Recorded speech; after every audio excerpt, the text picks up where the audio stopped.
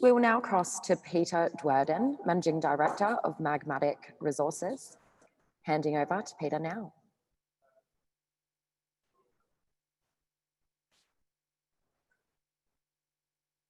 Me, I'm just sharing screen.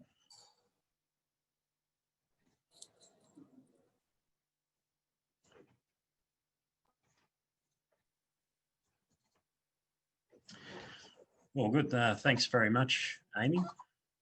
Great to be presenting at Noosa Mining. I'm sorry I can't be there. The weather's shocking in Orange today. I'll be providing an update on Magmatic's exploration activity in the East Lachlan, and I'll touch on what we've been up to in the Central Lachlan in Western New South Wales, where we've compiled a portfolio of projects, 2 project acquisitions, and alongside a demerged Moorfield project from Magmatic. We feel like we've got a compelling IPO that will come to market as well for the benefit of Magmatic and MAG shareholders.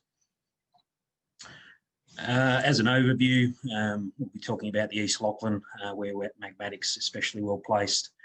It's a world-class gold copper province, most famous by Australia's largest gold producer at Cadia East. Last financial year, 900,000 ounces produced at $160 all-in cost, and $1 billion of free cash flow. So globally significant mining operation. Other major producers in the area, North Parkes, Cal, Tomingley. But the Magmatic story stems back to an acquisition, counter-cyclical acquisition at a Goldfields back in 2014, where Goldfields now retains a major shareholding in the company. Part of that acquisition included a large land holding around a recent discovery, Alkane's recent giant boulder discovery, north along strike from Cadia. So very well placed around an exciting, globally significant discovery along strike from Australia's largest gold producing mine. As well, as I said, we've been busy looking for other opportunities to add value, and we found one, Magmatic subsidiary, Australian Gold and Copper, looking for projects that were complementary with our Moorfield project in the Central Lachlan. And we feel like we've compiled a very exciting portfolio of near-surface gold targets in that region as well.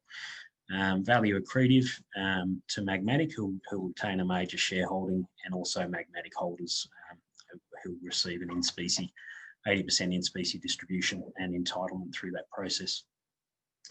But mainly I'll discuss what the exploration activity, what we've been up to recently, and the near-term news flow. Most of what I'll talk about is in that northern Myall belt along strike from Cadia, around the boulder discovery. Also touch on some opportunities that we've identified in our Myall project, where we feel we've got a very exciting target that we've identified there, where there's significant interval of copper North Parkes style mineralisation open at depth. So we'll look to fast track that drilling as well. Corporately, very tightly held capital structure with lots of skin in the game. Goldfields retains their shareholding, and we're well funded moving forward. Details on the East Lachlan. As I say, it's most famous for Cadia Valley, which is globally significant. It's the largest gold porphyry complex, alkalic porphyry complex of its type globally, and one of the world's great mines, most profitable. So you can see Magmatic's holding there in orange. I'll talk a lot about this Wellington North area in the northern Myall belt, north from Cadia, and then Myall and Parkes within the Parkes fault zone, just south from Alkane's Tomingley gold operations. You can see there to the west further, the Moorfield project is subject to the demerger process, which is underway, and we'll be spinning that out alongside some acquisitions, which I'll touch on shortly. Zooming in on the Wellington North area, this is an air mag image which shows our holding there in black and the position of the boulder discovery there at Alkane. So you can see we have a dominant tenure holding, but more importantly, it comes with an advanced target portfolio that's had a lot of target definition and money spent on it. So we're in a position now to rank those targets and drill them fairly systematically. We've been most active in the Lady Ilsa district there, sort of in the centre of our tenure, but increasingly working up some of these outlier prospects. You can see as you track south from Boda, and even as recently as this week, we can see the Boda mineralisation appears to be extending southwards. So this is particularly relevant, this Boda South area. And we feel like we've identified a key zone there on the magnetics. You can see the magnetic trend offsetting into Magmatic's tenure there. And sure enough, we have gold anomalism present there and no drilling. So we're excited to get into that area. Over at Rose Hill, sort of on the western margin of our tenure there, we have a significant historical intercept, and those sorts of grades are what's mined down at Katie East. And so significant data and results in which to leverage off and rank these targets. And based around what Alkane has been announcing in terms of what Boda looks like and what are the important criteria to be able to rank our target portfolio with. Zooming in further then on where we've been most active with our drilling activity at the Lady Ilsa district, and we've been drilling the last 6 months, RC drilling with some diamond holes. You can see there some wide zones evident of low gold anomalism, but broad zones of that anomalism, which is fairly typical with the Pathfinder signature of what we're looking for these Boda style ore bodies. And then underneath those, we target for that Boda style mineralisation. So fairly systematic process. We feel like we've got a lot of the key ingredients here and on several other targets within that portfolio for more Boda style porphyry mineralisation. Boda South in a bit more detail here. You can see there's that offset along the Badangara fault as we track south from Boda. And there's a key corridor, which we feel is important there, as coincident surface anomalism in places. And so we'll be looking in the near future at defining targets and drilling within that corridor. In that district as well, we see significant historic gold production, over 230,000 ounces at around 26 grams per tonne. There's a lot of smoke going on in this area. We like what we're seeing, and we like a particular corridor there in terms of our targeting. Over to the Myall Project.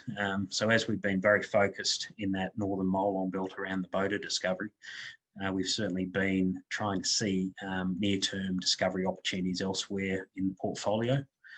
And here at Myall, which is north along strike from North Parks, we feel like we've identified an opportunity there. You can see the regional data sets on the left there. The far left one is gravity, which works very well at a regional scale to pick these major intrusive complexes. And you can see how similar the Myall area looks north of North Parks. Very similar signature. It's characterised by a very low gravity signature by all these felsic rocks in the intrusive complex, punching into the wider and denser Junine-Aramine belt of volcanic rocks. And closer in, we see the same relationships, very compelling patterns we've got at the same scale as well. So you can see Myall versus the Ganumbla of North Parks signature in the gravity at the same scale, with a magnetic signature that we look for over the top, and the porphyry systems in the case of North Parks coming off the top of that gravity signature and along the outsides as well, along the edges. So we see the same patterns at our prospects within this Myall project, which is very exciting to see that come together. But even more exciting is the fact that we've identified a drill opportunity, a drill target here, where we see similar relationships. On the left there, the North Parks E26 porphyry deposit, which is one of several within that North Parks mining complex. Pops up along the edge of one of these earlier monzonite stocks, granite stock if you like. We see that same relationship at our Kingswood target at Myall. And even more importantly, we see mineralisation, which is mine grade, those intervals, and we see that it's open at depth. And so we feel like we're recognising the top of a North Park style system there, and we just need to drill underneath it. And we like the look of this. We've got, you need to fit the deposit in there. We can do that. The E26 is one of the larger porphyry deposits at North Parks. That fits nicely there at Kingswood. So we'll be fast tracking that drill hole for a North Park style copper porphyry discovery in the near term. Touching on the Central Lachlan strategy, Australian Gold and Copper subsidiary of Magmatic. We will be demerging our Myall Project there, which is our western project in the Central Lachlan. And we were looking for and have acquired, as part of this process, two complementary projects, and which combines together forming a compelling portfolio of near surface gold opportunities. So through that process, there'll be an in-specie share distribution to Magmatic holders, and Magmatic will remain as a major shareholder of that entity with a view to IPO in the near future. So as a wrap up, quite ahead of time here, if that helps, but wrapping up, MAG as an investment proposition, we're very busy and active in that Wellington North area. We're being fairly systematic, using the exploration criteria as announced by Alkane and based on the Boda discovery to rank our target opportunities there. We'll be increasing that activity outside our focus around Lady Ilsa, and also putting a hole into that Kingswood target at North Parks on top of what we're doing with the AGC IPO. So busy times for Magmatic. Thanks very much. Thank you so much, Peter. If you have any questions for our presenters, please head to our website, noosaminingconference.com.au, and head to the contact links under the company descriptions.